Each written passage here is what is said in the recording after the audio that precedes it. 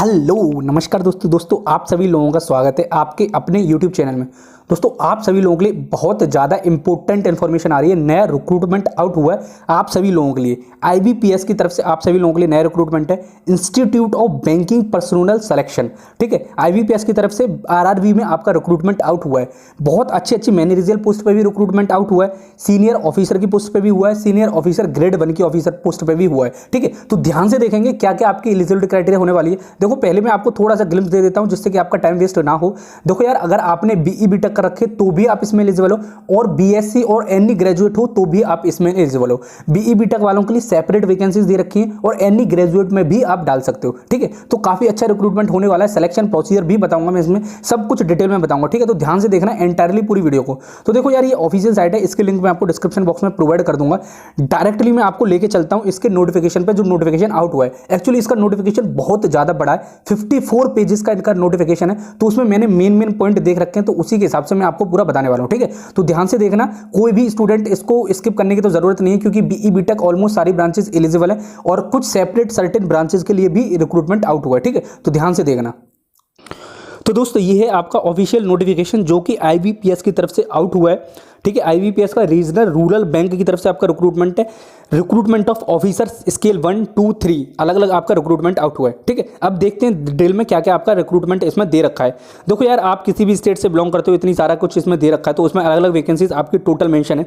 Eligibility criteria की बात करूँ तो मैं देखो, आपको इंडियन सिटीजन होना चाहिए और 21 से लेकर 40 साल की एज लिमिट दे रखी है आपकी सीनियर मैनेजर की पोस्ट पे, और 21 से लेकर 32 साल की दे रखी है आपकी मैनेजर की पोस्ट पे स्केल 2। असिस्टेंट मैनेजर की पोस्ट पे 18 साल से लेकर 30 साल के बीच में दे रखा है, और 18 साल से लेकर 28 साल के बीच में आपका ऑफिस असिस्टेंट मल्टीपर्पज के लिए दे रखा है। ठीक है, तो आप देख लेना, आप अगर आपकी जिस भी कैटेगरी में फिल करो। और देखो मैं पहले बता देता हूँ, एक कैटेगरी में ही आप फिल कर सकते हो, ऐसा नहीं है कि बहुत सारी कैटेगरी में आपने फिल कर दिया। कैटेगरी का मतलब है ऑफिसर 1, 2, 3 असिस्टेंट ग्रेड, इसमें आप केवल एक ही में भर सकते हो, ऐसा नहीं है कि आप मल्टीपल में भर सकते हो। ठीक है, और एज रिलैक्सेशन फिर उसके लिए मिलता है, जो आपको मिलेगा ही 5 साल का SC ST को मिलेगा, OBC को 3 साल का मिलेगा, PWD को आपको 10 साल का मिलने वाला है। ठीक है, तो ये सब कुछ आपको जो मिलता है वो तो मिलने का ही है, इसमें ऐसा कुछ हार्ड एंड फास्ट नहीं दे रखा है। अब देखो सीधे मैं आपको ले चलता हूँ आप इनकी वैकेंसीज पे और दिखाता हूँ आपको अलग अलग सेपरेट आपका एलिजिबिलिटी कैसे दे रखी है इन्होंने। ठीक है, तो देखो ध्यान से देखना, एजुकेशनल क्वालिफिकेशन में आपकी ऑफिसर असिस्टेंट मल्टीपर्पज के लिए अगर आप फिल कर रहे हो तो बैचलर डिग्री किसी भी डिसिप्लिन में होगा, यानी कि BE BTech BSc MSc BSc और उसके बाद में BCA आपका, फिर और कोई भी जो भी आपका बैचलर्स डिग्री होगी सब एलिजिबल है इसमें। ठीक है, ऑफिसर स्केल 1 असिस्टेंट मैनेजर की पोस्ट पे, इसमें भी किसी भी ब्रांच में अगर आपके पास में है BTech तो आप एलिजिबल हो, और क्या कहते हैं आप BSc वगैरह और भी बैचलर्स में तो भी आप एलिजिबल हो। एक्सपीरियंस नहीं है, कोई रिक्वायरमेंट नहीं है इसमें। ठीक है, अब ऑफिसर स्केल 2 की बात करूँ तो जनरल ऑफिसर, इसमें भी आपकी बैचलर्स डिग्री 50% होनी चाहिए। इंजीनियरिंग होगा तो भी आप इसमें एलिजिबल हो, सब कुछ इन्होंने मेंशन कर रखा है, लेकिन 2 साल का फाइनेंस इंस्टीट्यूशन में किसी में भी आपका एक्सपीरियंस होना चाहिए। ठीक है, अब ऑफिसर स्केल 2 में देखूं, स्पेशलिस्ट ऑफिसर मैनेजर, यहां पे BTech की डिग्री भी मांग रखी है। देखो यहां पर्टिकुलर डिपार्टमेंट में मांग रखी है। देखो यहां ध्यान से देख लेना, BTech अलग से मांग रखा है, इसमें केवल BTech वाले कैंडिडेट ही इसमें फिल कर सकते हैं। वो क्या है, BTech अगर आपकी होगी इलेक्ट्रॉनिक्स में, कम्युनिकेशन में, कंप्यूटर साइंस में, IT में, तो आप इसमें एलिजिबल हो विद 50% मिनिमम मार्क्स। और देखो डिजायरेबल में दे रखा है, इसका मतलब क्या होता है कि किसी भी फील्ड में, जैसे यहाँ पे डिजायरेबल आपके पास सर्टिफिकेट हो तो वो डिजायरेबल में आएगा, ऐसा नहीं कि कंपलसरी आपके पास होना चाहिए। प्लस 1 साल का एक्सपीरियंस होगा तो भी आप इसमें एलिजिबल हो, यानी कि आपके पास में अगर 1 साल का, तो यार कहीं भी लग जाता है, जैसे कि 1 साल का अगर आपने कहीं भी अप्रेंटिस कर रखी है तो भी आप एलिजिबल हो, अगर कहीं प्राइवेट कंपनी में आपने 1 साल जॉब कर रखी है तो भी आप इसमें एलिजिबल हो। ठीक है, तो ये ब्रांचेस हो गई, BTech वाले केवल इस पे एलिजिबल हैं। उसके बाद में असिस्टेंट, इसमें BTech वाले 50%, लेकिन 5 साल का एक्सपीरियंस रिक्वायर्ड है। ठीक है, तो ये सब कुछ हो जाता है। अब देखो हम सिलेक्शन प्रोसीजर की बात करें, पहले मैं एप्लीकेशन फीस बता देता हूँ आपको। देखो यार, अगर आप स्केल 1, 2, 3 में भरना चाहते हो और अगर EWS OBC कैटेगरी में बिलोंग करते हो तो आप 850 रुपीज़ पे करने पड़ेंगे आपको। लेकिन अगर SC ST PWD कैटेगरी में बिलोंग करते हो तो 175 रुपीज़ में आपका काम चल जाएगा। ठीक है, और ऑफिस असिस्टेंट मल्टीपर्पज के लिए भरते हो तो भी इसकी एक ही फीस है दोनों की। अब देखो मैं सिलेबस की बात करूँ कि कैसे आपका एग्जाम पैटर्न होगा, किस बेसिस पे आपको सिलेक्शन किया जाएगा।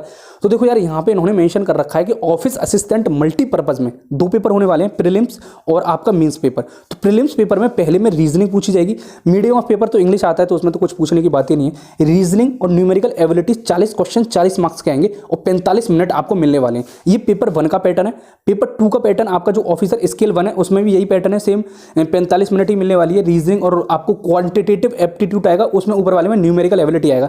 तो सिमिलर ही होता है, थोड़ा बहुत अंतर ही होता है। अब मेंस पेपर की बात करूं तो ऑफिसर असिस्टेंट मल्टीपर्पज में यहाँ पे इन्होंने मेंशन कर रखा है। देखो ये लैंग्वेज पूछी जाएंगी आपसे, इन दोनों में से कोई एक लैंग्वेज चुननी होगी। रीजनिंग, कंप्यूटर नॉलेज आपको होनी चाहिए, जनरल अवेयरनेस, इंग्लिश लैंग्वेज और हिंदी लैंग्वेज में से कोई एक चुननी पड़ेगी, और न्यूमेरिकल एबिलिटीज। टोटल 200 क्वेश्चन होंगे, 200 मार्क्स के, 2 घंटे का होगा। और ऑफिस स्केल की 1 की बात करूँ तो मैं उसमें भी ऐसा ही पैटर्न है, थोड़ा सा इनका हाई पैटर्न रहेगा, मतलब थोड़ा डिफिकल्ट टाइप में रहेगा। और यहाँ लिख रखा है कैंडिडेट आइदर ऑप्ट 1 और 2, यानी कि हिंदी चुनो या फिर इंग्लिश चुनो, इन दोनों में से किसी एक लैंग्वेज को चुनना पड़ेगा आपको। ठीक है, तो ये सब कुछ यहाँ मेंशन कर दिया है। अब देखो यहाँ पे दे रखा है कि आपका जो मीडियम ऑफ एग्जामिनेशन होगा वो डिपेंड करेगा कि आप कौन सी मीडियम से भर रहे हो। सपोज करो हिंदी इंग्लिश तो सब जगह ही आएगा ऑलमोस्ट, लेकिन सपोज करो आपने अगर आंध्र प्रदेश से भरा है तो वहां पे आपको तेलुगु मीडियम भी मिल जाएगा पेपर में। ठीक है, तो ये यहाँ पे इन्होंने पहले ही मेंशन कर दिया, ये दैट इज गुड। और देखो ये सब कुछ इसमें मेंशन कर रखा है। अगर ऑफिस स्केल 2 के लिए भरोगे आप तो यहाँ पे देखो अलग पैटर्न है उसका, एक बार आप जरूर देख लेना। इस पीडीएफ को मैं लिंक डिस्क्रिप्शन में डाल दूंगा, और टेलीग्राम पे जाके ज्वाइन हो जाना, तो वहाँ पे भी आपको ये मिल जाएगी, तो उसकी टेंशन बिल्कुल भी नहीं लेनी है। ठीक है, तो ऑब्जेक्टिव टाइप पेपर है, यहाँ पे मेंशन कर रखा है इन्होंने। There will be penalty for wrong marks, wrong marks के लिए आपको पेनल्टी दी जाएगी, मतलब नेगेटिव मार्किंग इसमें है, 1/4 नेगेटिव मार्किंग आपको देनी पड़ेगी। ठीक है, कट ऑफ आपको क्लियर करनी पड़ेगी, उसके बाद में ही आपका सिलेक्शन होगा। एग्जामिनेशन सेंटर की बात करें, most important part of this video. देखो यार, एग्जामिनेशन सेंटर ऑलमोस्ट पूरी एंटायर इंडिया में पड़ता है इनका, तो उसकी टेंशन बिल्कुल भी नहीं लेनी है आपको। आप अपना भर देना, जो नियरेस्ट होगा आपका जो एड्रेस है उसी जगह पे आपका एग्जामिनेशन सेंटर जाने वाला है। ठीक है, और देखो कुछ सर्टेन जो कोर्स हैं आपके, जैसे कि आपका ऑफिसर स्किल 1, 2, 3, तो इसके लिए आपका इंटरव्यू भी कंडक्ट कराया जाएगा। पहले प्रीलिम्स मेंस आप क्वालिफाई करोगे, उसके बाद में इंटरव्यू का आपको शेड्यूल सेंड कर दिया जाएगा कि आपको सेलेक्ट किया जाता है। और आपका वो देखो बैंकिंग का पेपर है, तो बहुत जल्दी इसका विदिन 2 to 3 मंथ आपका पूरा सिलेक्शन समापन हो जाएगा। ठीक है, तो ये सब कुछ दे रखा है। और total marks allotted for the interview के लिए 100 मार्क्स दे रखे हैं। 80:20 का वेटेज होगा आपका, मतलब जो आप प्रीलिम्स मेंस दे के आओगे, प्रीलिम्स तो क्वालिफाइंग नहीं रखा है, मेंस का 80% मार्क्स, 20% मार्क्स आपके इंटरव्यू के जोड़े जाएंगे। ठीक है, तो ये सब कुछ मेंशन हो गया। अब देखो आपको फॉर्म जल्दी, इनकी लिंक मैं डिस्क्रिप्शन में प्रोवाइड कर दूंगा, जो आपको फॉर्म फिल करना है। ठीक है, जो अप्लाइंग लिंक है वो डिस्क्रिप्शन में प्रोवाइड कर दूंगा, तो जाके जल्दी से भर देना। वैसे लास्ट डेट की अगर मैं बात बताऊं आप सभी लोगों को, तो देखो ये कुछ इंपॉर्टेंट डेट्स दे रखी है इन्होंने। ऑनलाइन रजिस्ट्रेशन आपका 7/6 से लेकर 27/6 तक चलने वाला है, यानी कि 20 दिन का आपको टाइम दे सकता है। तो अभी भर लेना, जो भी interested as well as eligible candidate हो, जल्दी से अभी भर लेना। ठीक है, और आपका इन्होंने ऑनलाइन टेस्ट की भी डेट पहले ही सेट कर दी है। प्रीलिम्स का आपका पेपर होने वाला है अगस्त 2022 में, किसी भी हफ्ते में हो सकता है, 4 हफ्ते में से किसी एक हफ्ते में। रिजल्ट सितंबर में आपको देखने को मिल जाएगा। फिर मेंस का आपको सितंबर में जो कॉल लेटर वो आ जाएगा। ऑनलाइन मेंस जो आपका सितंबर से अक्टूबर में शेड्यूल कर दिया जाएगा। सब कुछ इन्होंने यहाँ मेंशन कर रखा है। ठीक है, तो आपको आई थिंक समझ में आ गया होगा। फिर भी देखो यहाँ पे देखो वैकेंसीज कुछ डिस्ट्रीब्यूट कर रखी हैं कि इस स्टेट में यहाँ पे मल्टीपर्पज की इतनी है। टोटल वैकेंसीज बहुत ज़्यादा है। टोटल देखो मैं आपको पूरा दिखाई देता हूँ, चार्ट यहाँ पे पूरा मेंशन कर रखा है। अपना जो भी आपकी सुविधा अनुसार जो भी बैंक आप चुनना चाहते हो वो चुन लेना, उसके बाद में अपना फिर फिल कर देना। किसी एक रीजन से ही आप भर सकते हो, जैसे कि मैंने पहले बताया, आप टोटल फिल नहीं कर सकते हो कि मैं इस ब्रांच से भी भर दे रहा हूँ, इससे भी भर दे रहा हूँ। किसी एक कैटेगरी में भर सकते हो और किसी एक जगह से ही आप फिल कर सकते हो।